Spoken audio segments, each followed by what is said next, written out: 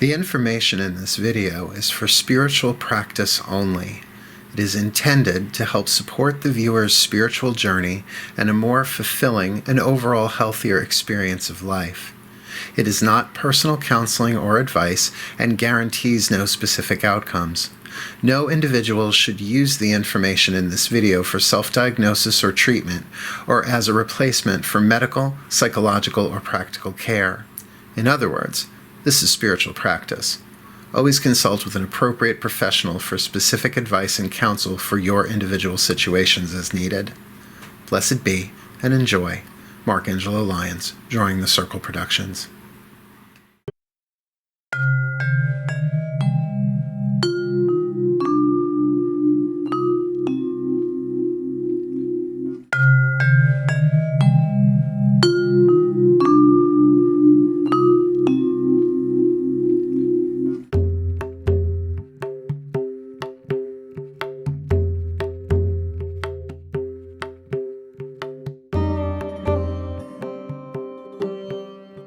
So let's talk about what pain is in a different way. They gave me this during meditation.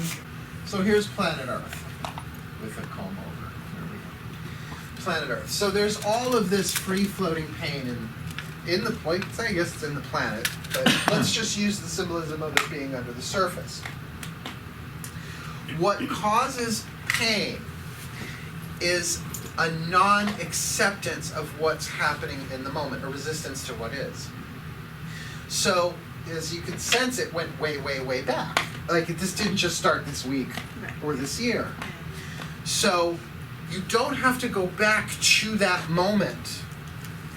But in the present moment, you accept it as it is. And you just let it be. I mean, that's so annoying. Just let it be. But that is what God does. That's what Spirit does. That's what the divine does. It allows. It allows. So from that deeper place, and yeah, this is beyond the mind. This is beyond psychology. This is going into the soul. Saint Teresa would call this expelling reptiles from the castle of your soul. But you have to embrace it, which means feel it without the analysis. Feel it without the judgment of this is this. Not just this is good, this is bad, but this is because of this, is because of this, is because of this. It takes you out of the present moment. The reason why the cross, whether the equal-armed or, the Christian cross, is such a powerful and enduring spiritual symbol. It's the four directions of Native American wheel. I mean, it's just sort of everywhere. It's a rune, well, tilted a little bit, is that the only place where the divine can manifest in the timeline of past, present, future, this is the divine, is in the now. And when you are fully present in the now, the pain body begins to dissolve and the ego begins to vanish. So it fights for its life with thought, with labels, with judgment. This is because in a past life you stepped on a rake. Now, there's nothing you can do about that, even if it's true. Even if it's true. Sorry, I just had one of those cartoon moments where they step on the rake and it goes like that, right? I haven't seen that in culture for a while. So that's what we're doing. By becoming so aware of the present moment and then whatever rises. Now, we did something physical to start with, because I think in a way that's easier. If you have a trick knee or something like that. For me in that experience, and this is something I've been working on, which is why I kept going to my chiropractor. It was like, okay, $100 a week to have it put back into alignment. And my chiropractor, I adore her, she's a genius. But after a while, I was like, this isn't about the bones. There's something deeper underneath this. So as I'm sitting here in the chair, I go down and I swear, I will verbalize it. And I think it's funny now.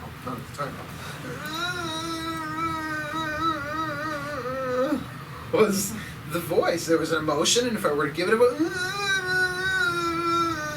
what does that sound like? Joy? That's fear of something that hasn't happened yet. Like a kid going to the doctor. You see, now look, you all register that as knowing exactly what that feeling is. That's what's underneath it. Now, it's not as bad as it was a month ago because every day I do it for a little bit more. When I sit and meditate, unless there's something else that pops up. It's not like I'm only working on that. But yeah, if I wanted to intellectualize it, that could be, the fear of change, the fear of chaos, which is one of the controlling fears. The big controlling fear is the fear of humiliation. The second one is the fear of chaos, which is ultimately the fear of God. So, and as it came up, and it got louder. And I could have said, this is the child archetype. This is the inner child. That's the mind.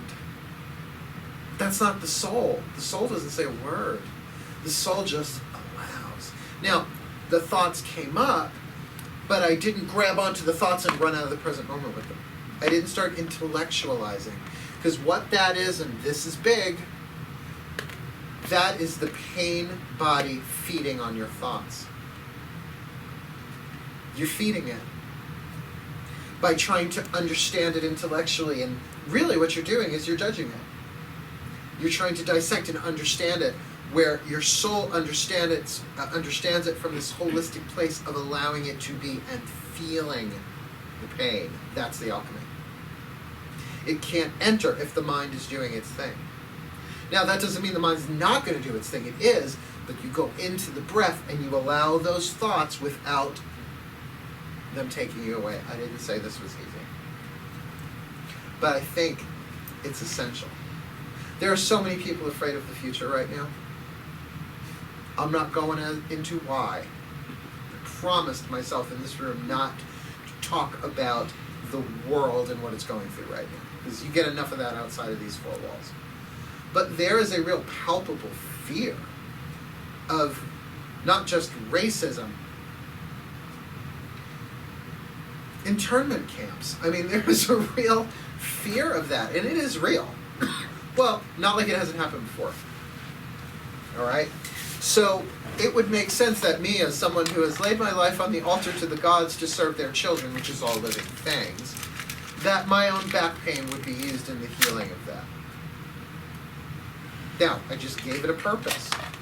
But I also have to know, I don't know. The grace of humility is, I know that I do not know, but I'm willing to be shown. So you're not going in to heal something. Isn't that bizarre? That's why it wasn't called healing meditation. It's putting the lead in the crucible of your awareness of the present moment. And it's burned up by your presence, and therefore your presence grows brighter, which means there's more of your spirit present in the body now than there was before. You've alchemized lead into gold, even if it's just an itty-bitty, teeny, tiny percentage of a percentage of a percentage. It's worth it. And will affect people and circumstances you have no idea about. Pardon? The ripple effect? Yeah. Well, because you're actually affecting, okay? The who effect? The ripple effect. Oh, ripple. So here, you're used to seeing me do this in a rectangle. Conscious, subconscious, unconscious. Now, you can see that as planet Earth if you like. So here's your, let's use a different color. Oh, green is always good for pain. So here's the pain body. We're usually aware of just an itty-bitty, teeny, tiny part of it, like an iceberg, the tip of the iceberg. So what we're doing is we're bringing our attention down at the same time as it rises. And it's doing this. But eventually, it gets down into the collective. So here's one person afraid, and here's another person afraid. Okay, this one's afraid of loss of money. This one's afraid of loss of health. So this one's afraid of freedom, of losing their freedom, loss of freedom. Fear and loss are practically the same thing. Anything you are afraid of, there's an element of loss. Of Course in Miracles says you cannot have fear without loss or loss without fear. All right? So the pain body, let's just call it the pain body of loss, is really it's all the same thing. But as you go in and do that, it does that and that and that. Because we're not separate from each other. Your pain is there, not for a reason, because I hate that word, but for a purpose. It is lead that is calling to be alchemized into gold. It is life force that is calling to be restored to divinity. And only you can do it. Only you can do that. That's why it doesn't take millions of people doing this. It takes a small percentage of the population. Now let's be clear. There are monks, as we speak right now, in monasteries. Buddhist monks, Christian monks, mystics of all different kinds that we will never know who or where they are because they are cloistered, they are hidden. But also, they don't have bills, right? They didn't vote. They're not so worried about presidential elections or swaying of government from this wing to that wing. They're certainly chipping away at stuff, but if that were enough, this world would be different. I believe we were those people before. I've talked about this a lot since a couple of months ago, that we are in an unprecedented time in human history where we are doing all of this mysticism and going to work and having families. Those were mutually exclusive for thousands of years. When you go to Sayville Starbucks, you can hear people talking about chakras. They're usually not even affiliated with the brew. But you could go to a restaurant and sit next to people who are discussing essentially mystical material that your grandparents were not talking about.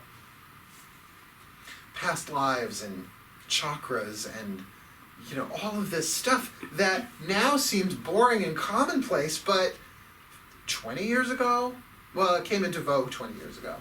But before that, your grandparents wouldn't even discuss their political party. Okay? So it was Carolyn Mace.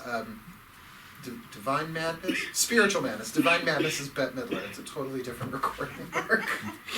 Oh, to get Carolyn Mace and Bette Midler in the same room, that would be a party. Big bottle of wine, that would be fun. But she said with the Dalai Lama's exile from Tibet and the release of Vatican II, where they released all of... That's when... Vatican II is when they stopped singing the Masses in Latin and they started doing it in English. And they released all of this information. Well, essentially what it did is it released it. Hopefully they had better grammar than I do. It released both Eastern and Western mysticism, only two kinds, but into the world. And it was like the Alexandrian Library doors opened and all of this information flooded onto the planet. And over the past 50, 60 years, we've gotten used to it. That's why we want more. That's why the human consciousness movement happened. That's why the New Age happened. We're being called to a higher level of awareness for the survival of the species. Now, not for the survival of our souls. We all gonna croak. We're all gonna leave this world. And then I guess we get to watch. Although I'm going on spirit guide duty, I'm gonna fuck with some people. That's gonna be fun. Step left. Be nice to him, or he's going to come back and mess with you. Like when I croak, really, I know you're going to grieve and mourn, but don't. It's like, oh, he must be done. He must have left. He must have completed his contract. But that's the thing. It's like you could go on a website now and read things that were hidden for centuries. And now people are just talking about it. Not everybody, but... So we're in this challenging place of balancing a mundane life and a mystical life. And here's the rub of it. The mundane life, we never had to endure mystery before. It was, you go to school, you get a job, you get up, you go to work, you buy food, you eat, you go to sleep, and you start it all over again. There was no questioning. That's just how life is. Life sucks. No one ever said it was fair. We were all raised with that. Hopefully you were raised with that a little less, but even if you didn't get it at home, you get it through institutions. But the mystical life is based in mystery, where you're supposed to know and everything has a reasonable, logical, if you can't see it, hear it, touch it, taste it, it's not real. But mystically, that's not true. Your intuition alone. You're getting information that there's no rational reason for. I don't know why, I just know. Burn the witch! Right, really? We were tortured for that. No wonder we went into the age of reason, where everything got a name. That's mugwort. No, it's not. It's Artemisia vulgaris. Oh, so now, see, we totally objectified everything and we lost our connection to it that way. A mystical connection. So now we're trying to balance these lives to know and yet know we don't know.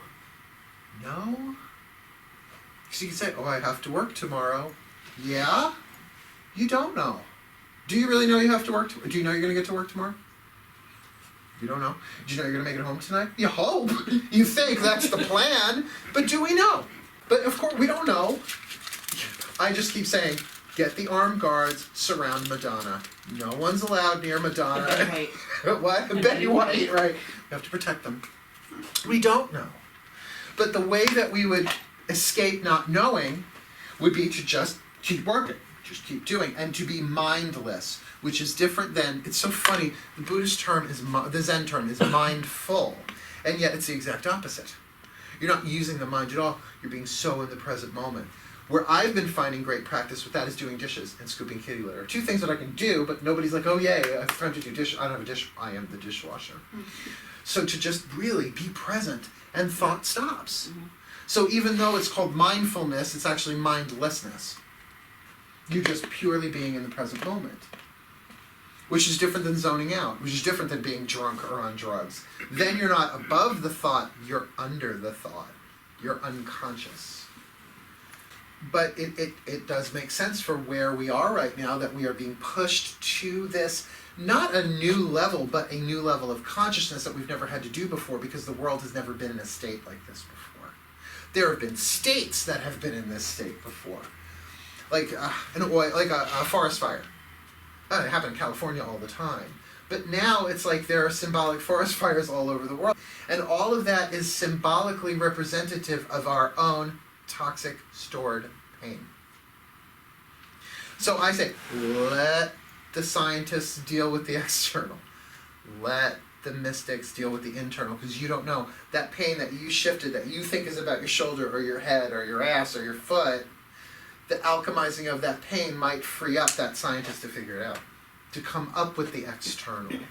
In other words, I'm not going back to college to study marine biology and radioactivity. 48, too late, not happening. Don't wanna. This, I have a passion for now.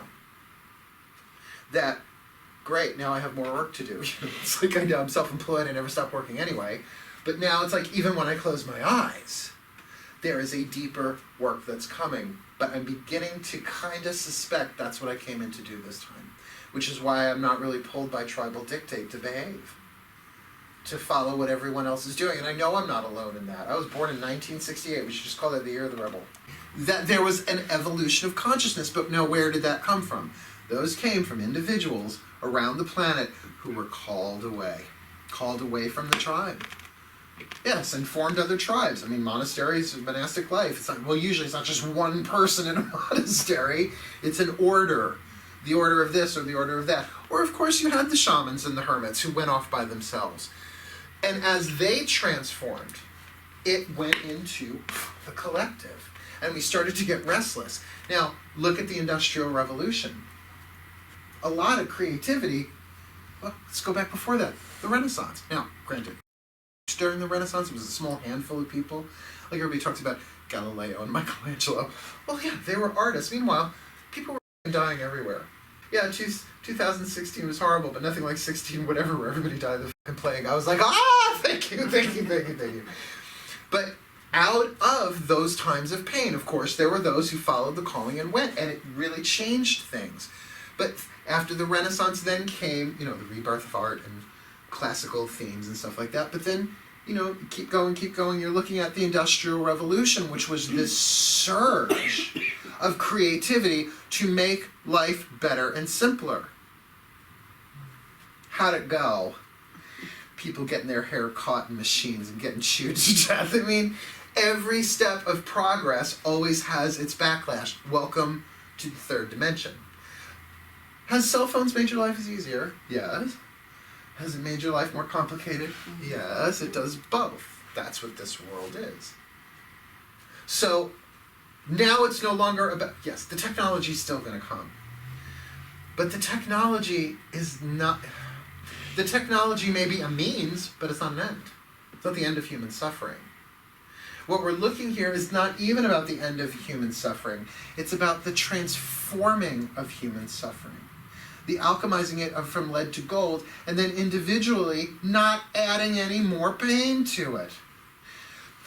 Eckhart Tolle describes pain as any sensation that, well, if you wanted to even put it in an Abraham Hicks thing, anything bored or below. Like anything that does not feel good. Now, the beauty of this, by the way, as you do this for yourself, of course you're going to acknowledge pain in other people. You're just going to catch it. And if you can stay in the present moment and witness their pain like you witness your own, in other words, this isn't just for you, they have a better shot at healing in that moment, and you don't get caught up in the drama. In other words, their parasite and your parasite do not go to war. You become an open door for healing. Now that is about as flowery as I ever want to get. But you've become a healed and healing space. Here, welcome to humanity. Welcome to day 1 on planet Earth. Here are the socially acceptable options. Repress or be possessed. Those are the only 2 acceptable options, and that one's not really even, it just happens all the time. People don't even know that that's what's happening. Just all of a sudden, and you say things you would never say and do things you would never do. I can't imagine anybody getting addicted to drugs without being possessed by pain. Because you do it once, it's fun, but if you keep doing it, there's something that's calling to be numbed. Am I saying this is the cure for all addiction? I don't know if I don't know. But I just know now I can no longer turn to alcohol when I am in pain. I have to deal with the pain. Then maybe later, if I feel like it, go have a drink. There's a difference.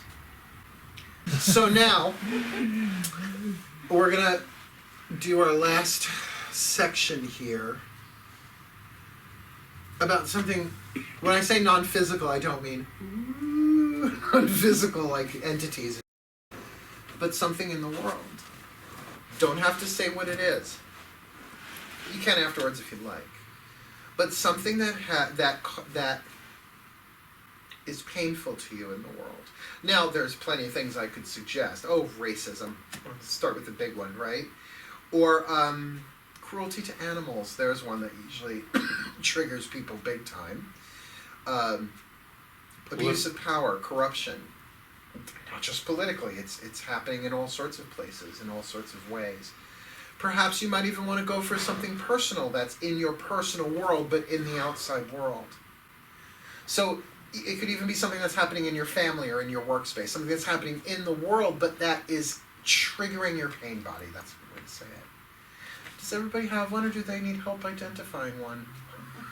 In a world where you can't. Let me pick one. Let's get a pendulum. What's the best one?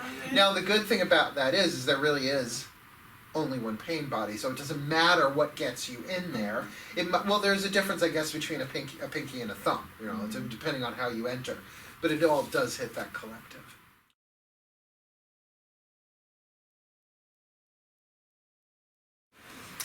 I think I know what mine is. Let's go in.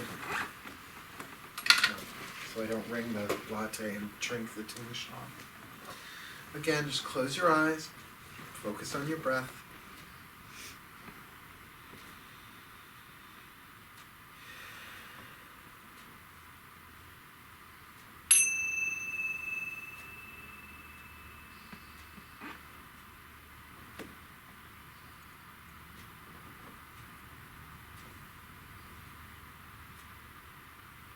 Just be present with the breath.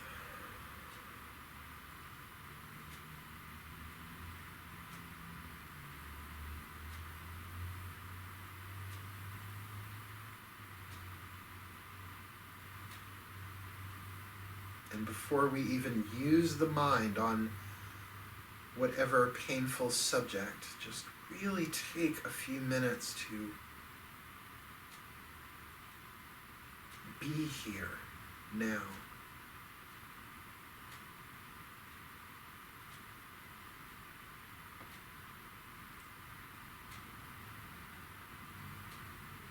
whether through witnessing of the thoughts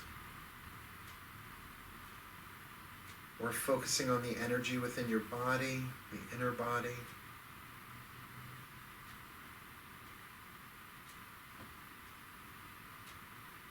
Just really stabilize. How interesting this feels, like being centered.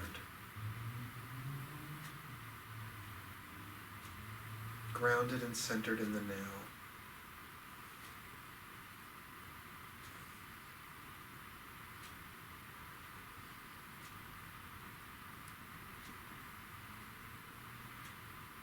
Now again, using the mind, like picking up a tool, like picking up a screwdriver or a hammer. Choose what painful thing in the world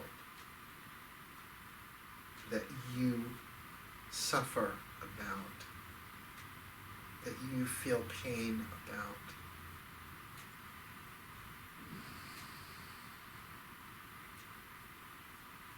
And know that there are different ranges of feelings and emotions within the pain body, from the heaviness of sadness to the explosion of rage to the irritation to dislike. All of them are faces on the pain body.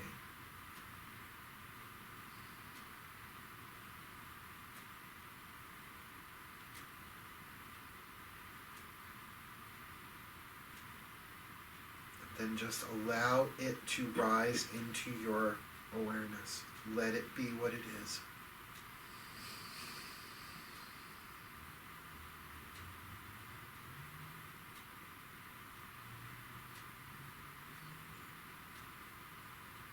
Allow the thoughts, but witness them.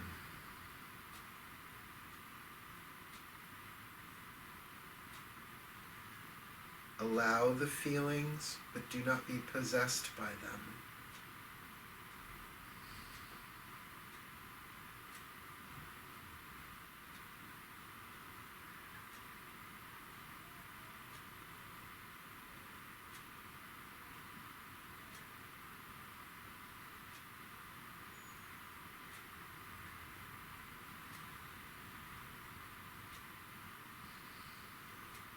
If you're not sure if you're being possessed or taken away by it, go right into the breath again.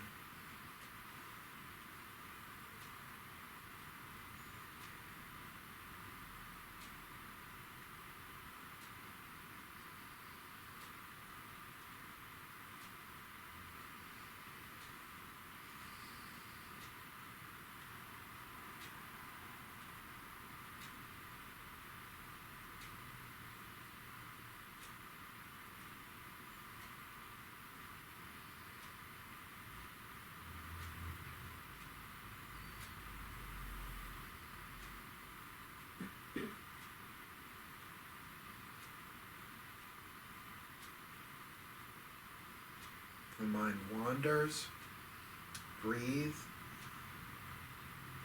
and pick up the mind again, focus upon that subject, or if another one rises, choose that.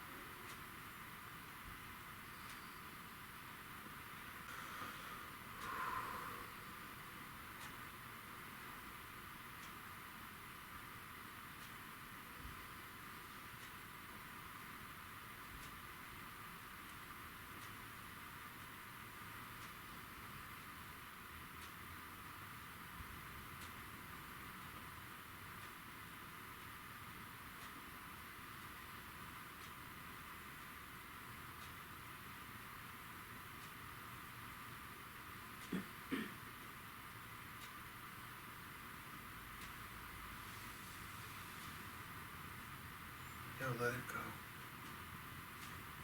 Again, just focus on the breath. Whether it's shifted or not, it's not important. Just come right back into the present moment and focus on the breath.